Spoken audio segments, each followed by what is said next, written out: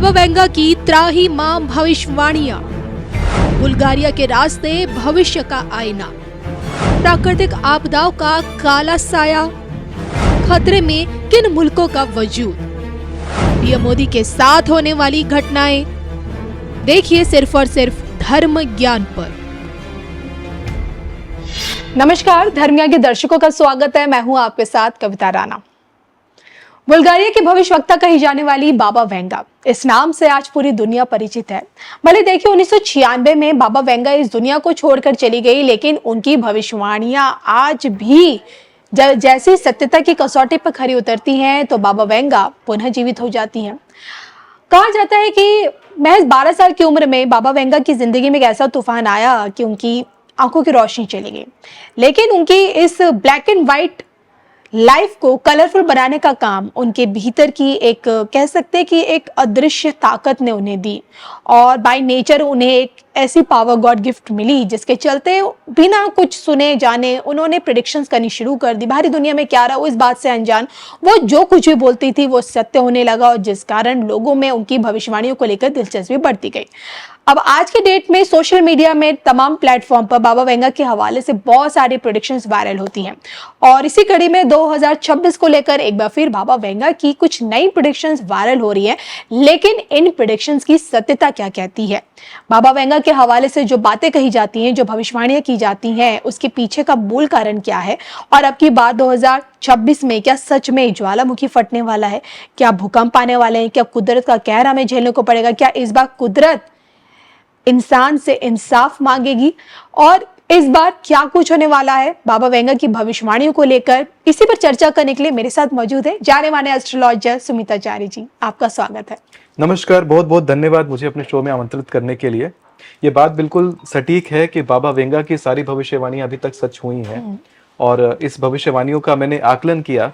2026 की भविष्यवाणी का मैंने जो आकलन किया उसमें उनकी भविष्यवाणी भी कह रही थी कि इस बार ज्वालामुखी फटने का योग है, बड़े बड़े भूचाल आने का योग है, सुनामी जैसे कहर छाने का योग आता है।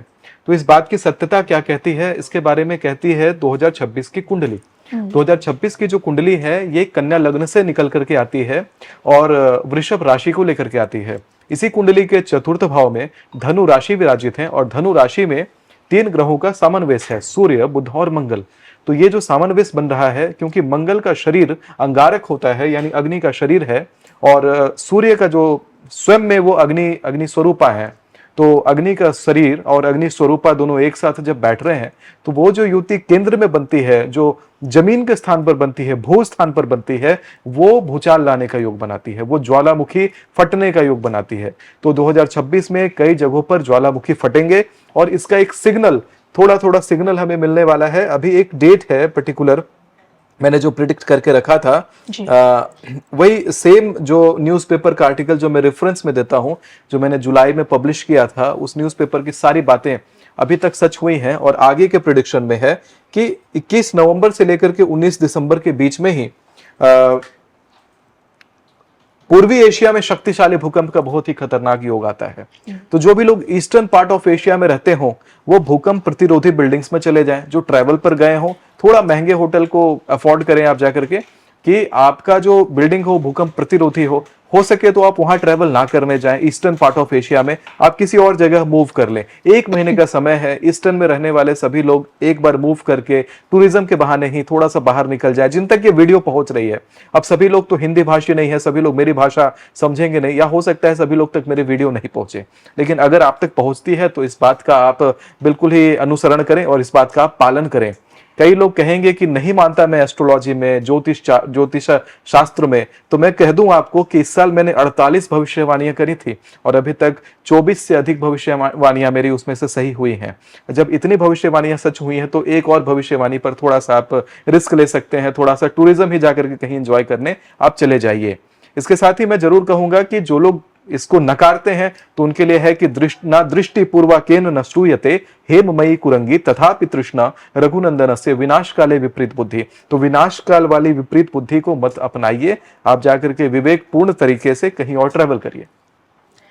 सुमित जी, बाबा वेंगा की अगर मैं बात करूं तो उनकी भविष्यवाणी में एक चीज का हमेशा जिक्र होता है, एलियंस का, कि बाहरी दुनिया से कांटेक्ट होगा। तो क्या ऐसा हो सकता है? देखिए, अभी 2029 में ही एक एपोफीज नाम का एक एस्ट्रोनॉट हमारे धरती के बिल्कुल करीब आने वाला है। और उसकी कुछ पॉसिबिलिटी भी बनती है कि वो हमारी धरती से टकराए भी। और इस प्रकार का जो एक संकेत आप इसको कह सकते हैं कि बाहरी दुनिया से जो कांटेक्ट है, उसका एक संकेत ये हो सकता है। और बाहरी दुनिया का जो कांटेक्ट है वो कई बार हमारे साथ होता भी रहा है, क्योंकि एलियंस का जो ट्रेसेस है वो हमारे साथ मौजूद है।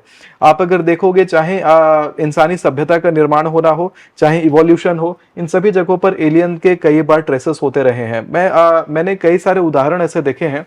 हमारे बिहार में, जहां से मैं हूँ, मैं औरंगाबाद मदनपुर से बिलोंग करता हूँ। वहां पर ही एक मंदिर है जिसका नाम है देव सूर्य मंदिर, और एक ओमगा सूर्य मंदिर, और एक देवकुंड सूर्य मंदिर।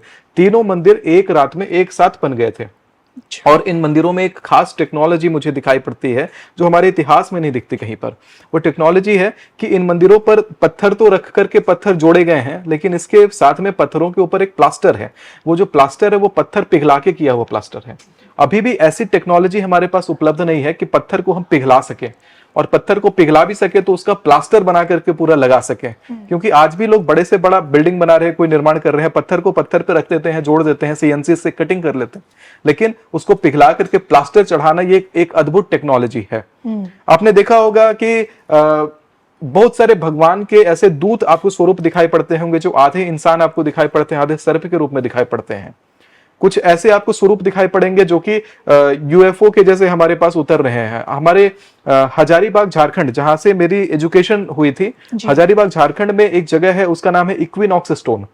वो आपके बड़का गांव क्षेत्र में पड़ता है। इक्विनॉक्स स्टोन में मैंने एक बड़ी खास बात देखी है कि इक्विनॉक्स का जब दिन आता है तो दो पत्थर रखे हुए हैं आदि मानवों के द्वारा। उन पत्थरों के बीच में से सूर्य उदय होता हुआ दिखता है। उन्हीं पत्थरों पर कुछ आकृतियां बनी हैं। उस आकृतियों में इंसान इस प्रकार से ऊपर देख रहा है, दिखा रहा है, सूर्य बना है, और बहुत सारे सूर्य के साथ में गोल पिंड पिंड दिखाई पड़ते हैं जो आसमान में उड़ रहे हैं। जो इंसान दिखाए जाते हैं उनकी आकृति बड़ी अजीब है। उनकी आकृति है कि उनका सर बिल्कुल बड़ा सा है और शरीर उसके मुकाबले बहुत छोटा है। यानी उनका मस्तिष्क का, उनके ब्रेन का डेवलपमेंट औसतन इंसानों से बहुत ही ज्यादा हो चुका है। तो जितने भी एलियंस होते हैं, परग्रह के लोग होते हैं, कई बार हमारे साथ हस्तक्षेप कर रहे हैं। हो सकता है वो हमारे बीच मौजूद हों, और हो सकता है कि किसी तरीके से वो हमारे एक्टिविटीज को, हमारी टेक्नोलॉजीज को कंट्रोल करते हैं। हम अगर एक सर्टेन स्केल से ज्यादा एडवांस जब होने लग जाते हैं, जब हम आत्मचिंतन आदि ज्यादा करने लग जाते हैं, तो ऐसा भी देखा गया है कि हमारे यहां पर किसी प्रकार की प्रलयकारी घटनाओं को ट्रिगर कर दिया जाता है। और उन घटनाओं का ट्रेस हम लोग अपनी मौजूदा टेक्नोलॉजी से ले भी नहीं पाते हैं कि कैसे वो घटनाएं घटी। हम बस इतना मानते हैं कोई ग्लेशियर फट गया, कहीं लैंडस्लाइड आ गया, किसी बड़े पैमाने पर सुनामी आ गया। तो सभ्यताएं जब जब बनी हैं, जब जब एडवांस्ड हुई हैं, तब तब उनका पूर्ण विनाश कर दिया जाता है। तो जो सभ्यता इतनी एडवांस हो जाए और उसका फिर से पूर्ण विनाश हो जाए, ये एक बार हमें सोचने के लिए मजबूर करती है कि इसे चला कौन रहा है। आपने देखा होगा कि हमारे ही देश में हड़प्पन जो सभ्यता थी, इतनी एडवांस सभ्यता का पूरा ट्रेस खत्म हो गया, और ना जाने कितनी सभ्यता आई और सभी सभ्यताएं चली गई। आपने देखा होगा कि सन 1850 से पहले जो इतिहास था वो बहुत ही ज्यादा एडवांस था। हो सकता है अगर आप कभी गूगल करते हो तो गूगल करके आप शिकागो का 1850 के पहले का फोटो देखना और 1850 के बाद का फोटो देखना। तो 1850 के बाद शिकागो कुछ ऐसा दिखाई पड़ेगा कि वहां पर कोई तरह का खास डेवलपमेंट नहीं है, लेकिन उससे पहले वहां पर बहुत ही इंट्रिकेट आर्किटेक्चर वाली बिल्डिंग्स हुआ करती थी। तो इतिहास को भी एक अलग तरीके से फ्रेम किया जा रहा है, इंफॉर्मेशन को अलग तरीके से कंट्रोल किया जा रहा है, और इसकी न्यू हमें सनातन धर्म में मिलती है, हमें हमारे पुराणों में मिलती है। लोग तो ऐसे एक नॉर्मल कन्वर्सेशन में जरूर कह देते हैं कि जितना आजकल का साइंस है वो हमारे पुराणों में पहले से था, लेकिन आज मैं ये बात कैमरे के सामने कह देता हूं कि कौन से पुराण में जाकर के आप मैथमेटिक्स पढ़ सकते हो, कौन से पुराण में आप जाकर के फिजिक्स पढ़ सकते हो। जो चीज का ज्ञान इंसानी सभ्यता को नॉर्मल तरीके से नहीं हो सकता था, उन ज्ञानों को भी हमारे पुराणों में। तो ऐसा लगता है ये जो देव निर्मित देश जो भारत है, इस देव निर्मित देश पर किसी प्रकार के परग्रहियों का एक बहुत ही ज्यादा हस्तक्षेप रहा है। उन्होंने हमें बहुत सारे इंफॉर्मेशन दिए हैं, और वो इंफॉर्मेशन आपको नारद पुराण में मिलेगा, वो इंफॉर्मेशन आपको अग्नि पुराण में मिलेगा। पूरा पूरा मैथमेटिक्स है, पूरा पूरा साइंस है, पूरा पूरा एस्ट्रोफिजिक्स उसमें पड़ा हुआ है, आप बिल्कुल जाकर के पढ़ सकते हैं। तो इस प्रकार से एलियंस का एक इंटरफेरेंस हमारे साथ दिखाई पड़ता है। बस जाते जाते बाबा वेंगा के अकॉर्डिंगली क्या लगता है आपको कि अब फ्यूचर में आने वाले, आप 25 लगा लीजिए, अब 25 के बाद का समय 2026, मतलब मैं मान लीजिए 25 के बाद का 2026 से लेके 2032 तक के समय में, आने वाले 5 इयर्स में कौन सी countries as a growing power दिखेगी हमें? देखिए 2026 में ही बुद्धादित्य राजयोग चतुर्थ भाव में हमारे निर्माण होने के कारण पहला ग्रोइंग पावर तो भारत ही दिखाई जी पड़ता है। जी।